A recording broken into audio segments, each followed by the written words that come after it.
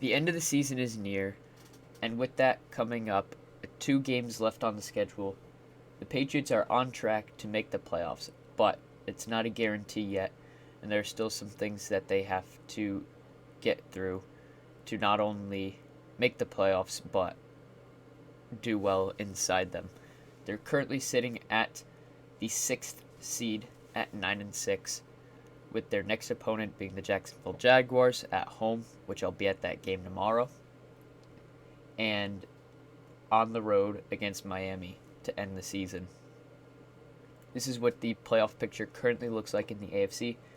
The Chiefs have locked up their division, holding the top of the conference with an 11-4 record, and they are the only team who has secured a playoff spot in the AFC with only 2 games left.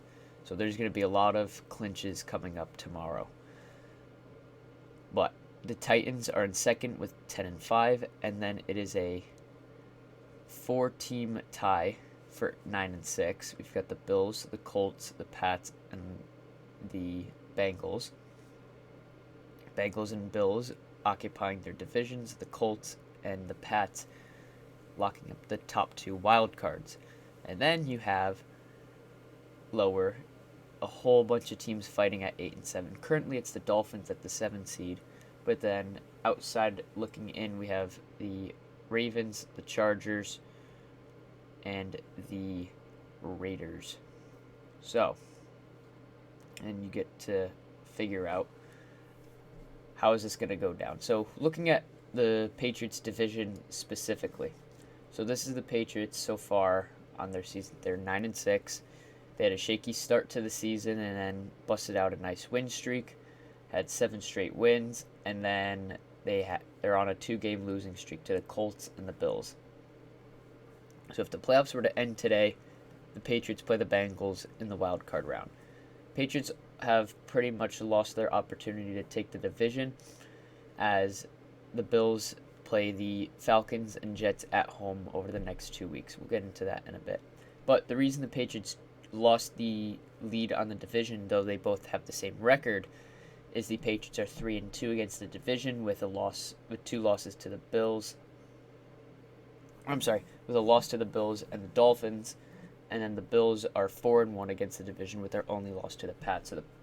So the Bills and Pats both split, but the Patriots have lost to the Dolphins. So that was back in week 1, and that's hurting their opportunities right now, as if the Patriots didn't lose that game, they'd be in a much better spot. But you could say that about any of their losses.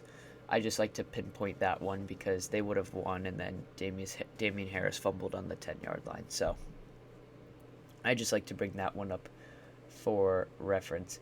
But the Patriots, it's very interesting looking at how they've done this year. So 9-6 overall, 3-2 against the division. They're 7-3 against the conference. They lost to the Colts, Bills, and Dolphins. At home, they're 3-5. This is the first time they've had a losing record at home in the Bill Belichick era. They're 6-1 on the road. Their one time losing on the road this year was against the Colts. They're 3-5 against winning teams, and they're 6-1 against losing. So it's kind of showing that they have a tough time when they're facing a team that's pretty consistent. So what's that going to mean when they hit the playoffs? But the reason they're looking at the wild card and on the outside of division is because the Bills have the division all but locked up as long as they don't lose to the Falcons and the Jets. I will give up all 28-3 jokes if the Falcons somehow beat the Bills. I don't think it's going to happen, but that's why I'm making that bet. Won't ever make fun of 28-3 again if the Falcons could beat the Bills this week. But the Bills had an interesting road to get here. They lose to the Steelers in week 1. Everybody starts questioning them. They rattle off a 4-game win streak in which they beat the Chiefs, but that was when the Chiefs weren't looking too hot. Then they get busted by the Titans on Monday Night Football, go and beat the Dolphins, and then the big shocker, they lose to the Jaguars 9-6. Was a weird looking game there. Then they go and rattle off a win over the Jets. They lose to the Colts. They've just been inconsistent as a whole. They lost to the Colts, win on the road against the Saints on Thursday Night Football, lose to the Pats in the win game, lose to the Bucks, then they go and beat the Bills and the Pats again, this time beating the Pats on the road. So they sit 4-1 in the division, 6-5 in the conference, which is worse than the Patriots. But they did better against the NFC opponents. The Patriots lost to the Saints. The Bills did not. But in turn is the Bills have lost to the Jags, the Titans, and the Steelers. The Patriots and the Colts. The comparison for the Patriots is if you swap out one of those games with the Saints game or the Dolphins game, and the Patriots are sitting in the division lead right now. So the Bills themselves also have been kind of Mickey Mouse wins themselves. They're 4-4 against winning teams. So the Patriots and Bills are both very similar teams, but the Bills roster is more talented and has been put together longer. The fact that the Patriots are a playoff contender this year, I don't think very many people necessarily expected that, but it's happened. So looking at the rest of the AFC games over the next 2 weeks, so we've got Week 17. These are the picks that I have for those games. So some interconference matchups. I do think the Bills will beat the Falcons. I think the Jets, who are out of playoff contention, will lose to the Bucks. Rams will beat the Ravens. The Niners will beat the Texans. And then looking at the AFC, I think the Chiefs and Raiders will win on the road against the Bengals and Colts. The Colts are going to be without Carson Wentz. I've got the Pats beating the Jaguars tomorrow. I'll be at that game. Hopefully I get enough pictures and videos to maybe put together a little montage. I've got the Titans beating the Colts at home. The Chargers beating the Broncos at home. And on Monday Night Football, the Browns winning on the road against the Steelers in Ben Roethlisberger's send-off game. And then in Week 18, the division matchups. This happens at the end of every season. Got the Bills beating the Jets, Bengals, Pats, and Colts beating the Browns, Dolphins, Jags. Then I've got the Ravens winning at home against the Steelers, the Titans, Chiefs, and Chargers winning on the road against the Texans, Broncos, and Raiders. So with those matchups and decisions, I feel like those are the most likely scenarios, and that puts it at this is what the playoffs would look like. We've got the Chiefs who would take the first seed, Titans who would get second, Bills with third, and the Bengals with fourth, taking the division there, with the wild card spots being the Pats at 11-6, the Colts and Chargers at 6-7 with 10-7 records, and then on the outside looking in, it would be the Raiders and Ravens missing at 9-8 records. And a bunch of teams down at the bottom, Dolphins and Browns at 8-9, Steelers at 7-9-1, and Broncos at 7-10. Those are all the teams that are still currently competing for playoff spots and what it would look like after this scheduling.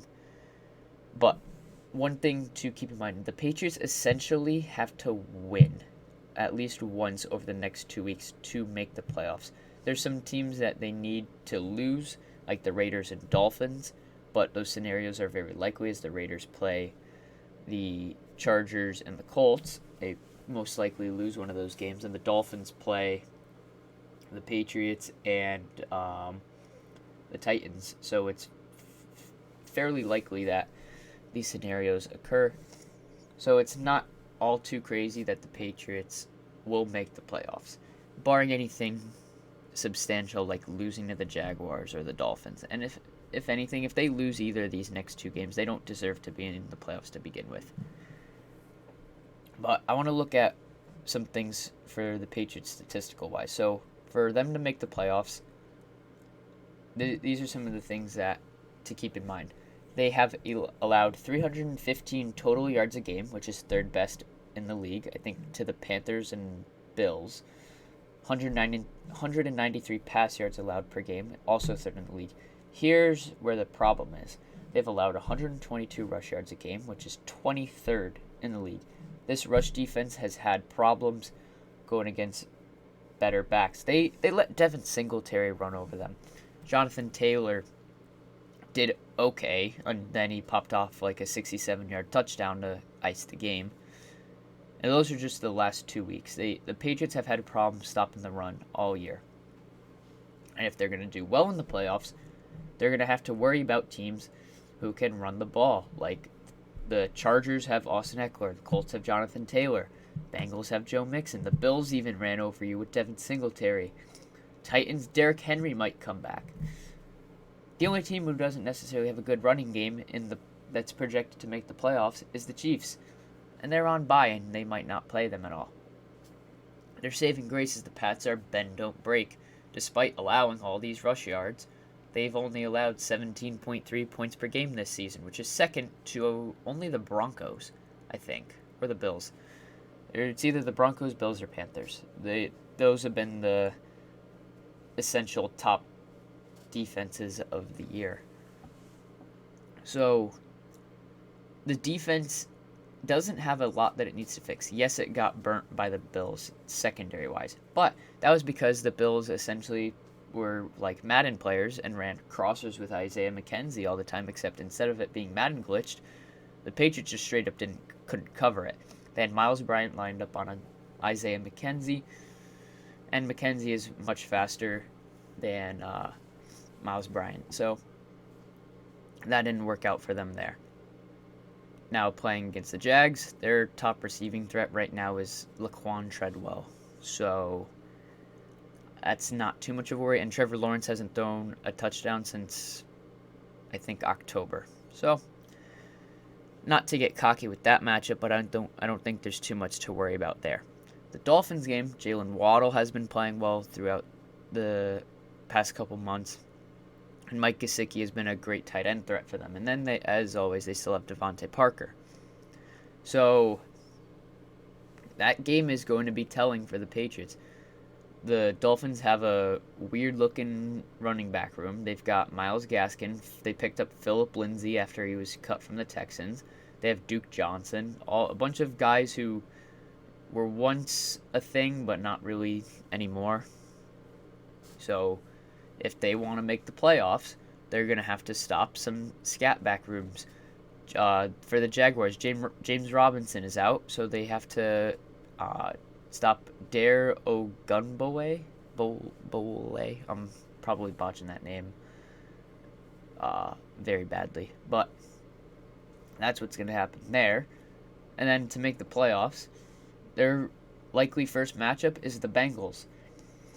They've got Joe Mixon, who has played very well this year. They got to be able to stop that. So it's about not changing what they're doing so much passing-wise, but stopping the run. The pass rush has been a little weak the last couple weeks. They got to get that back. Judon has to get there. All these other guys, they got to get to the quarterback, keep the pressure going, and not give quarterbacks time to throw like they did Josh Allen. They tried to run contain against Josh Allen, and it didn't work. He kept rolling out, buying time, and waiting for his receivers to get open. They didn't, as bad as the coverage was against the Bills, it was not the main problem for the defense. So that is a problem that they're going to have to figure out. But now looking at the offensive side, we kind of see where the problems lie offensively, and it's more the fact that the Patriots are just not an offensive powerhouse right now. They average 344 total yards a game, which is 17th in the league, 222 pass yards a game, which is 17th, but again, you also have to factor in there the Bills weather game where they threw 3 passes. They average 122 rush yards a game, which is 9th, so they have a top 10 rushing game, and they score 25.9 points a game, best for 11th. So they score, they move the ball a decent amount. They're an average offense, and that's where you see where having a rookie quarterback comes in. And the whole thing is people keep forgetting that Mac Jones is a rookie.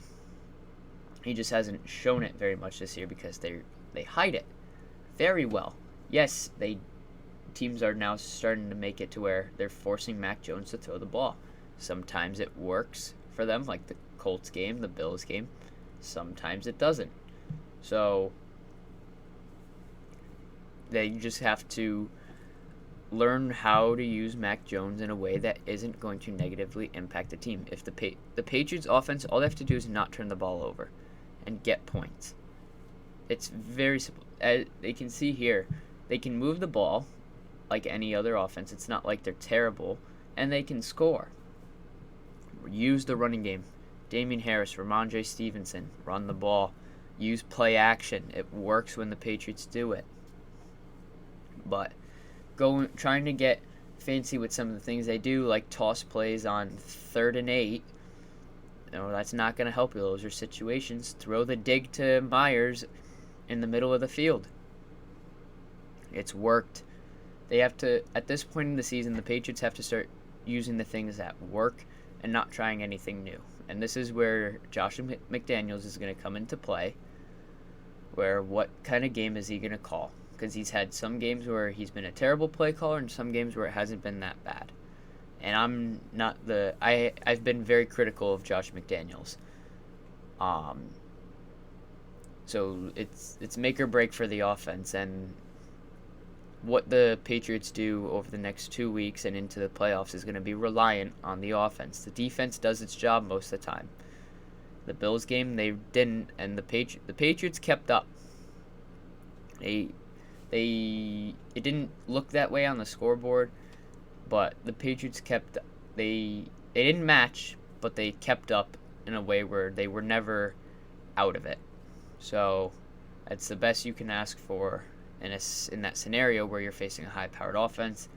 The defense just didn't do its job in stopping Josh Allen.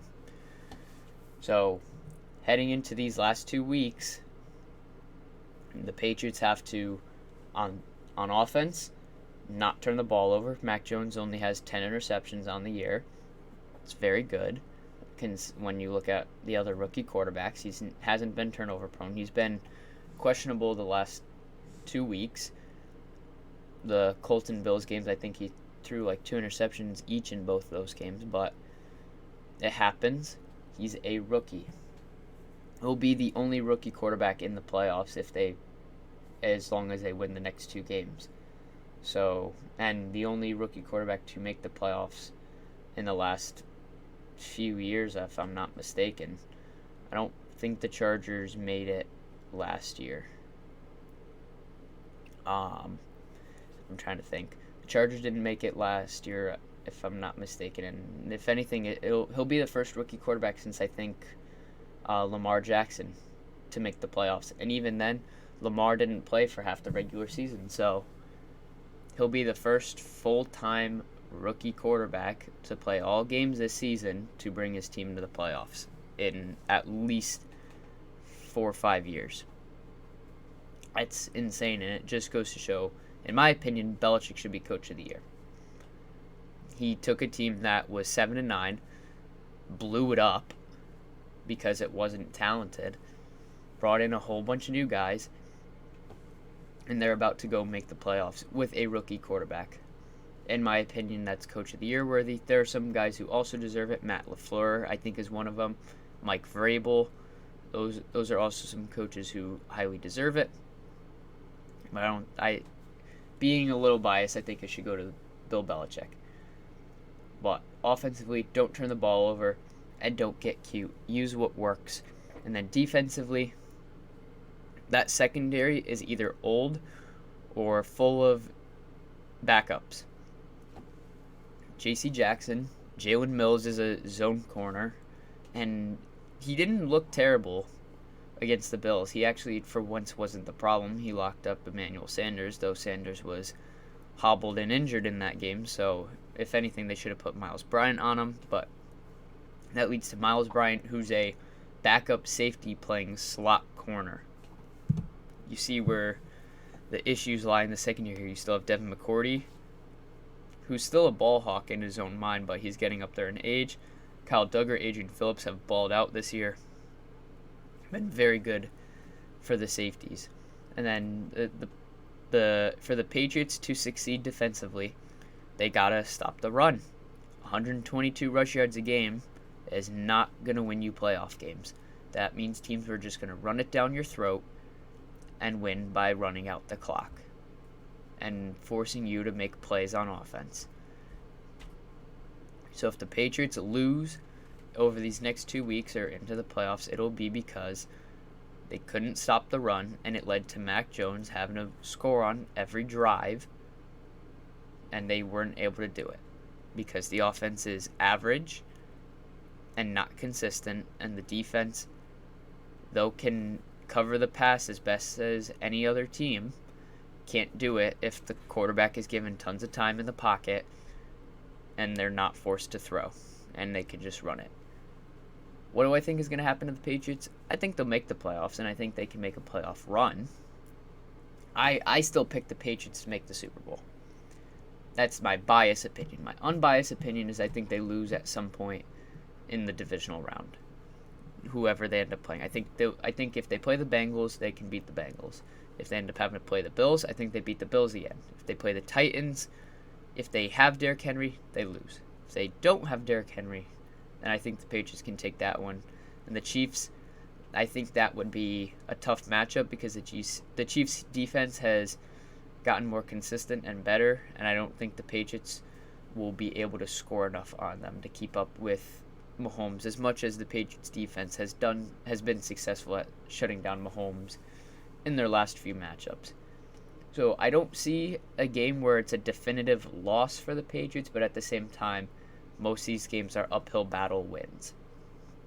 And it all depends on a whole bunch of different scenarios and whatnot. So from this point, it's just take it one game at a time and see what you can do with that. But anyways, guys, thank you so much for watching. If you enjoyed, be sure to leave a like and subscribe. It would be greatly appreciated. Hope you all had a happy new year. I know I haven't uploaded in a while, been very busy. And the weekly vids just weren't really getting views, so I decided to move away from it. We're going to be doing some different stuff coming up here for the new year. I'm excited to bring some new stuff. But hope you all have a great rest of your weekend. And I'll be at that Pats game tomorrow, so let's go Pats.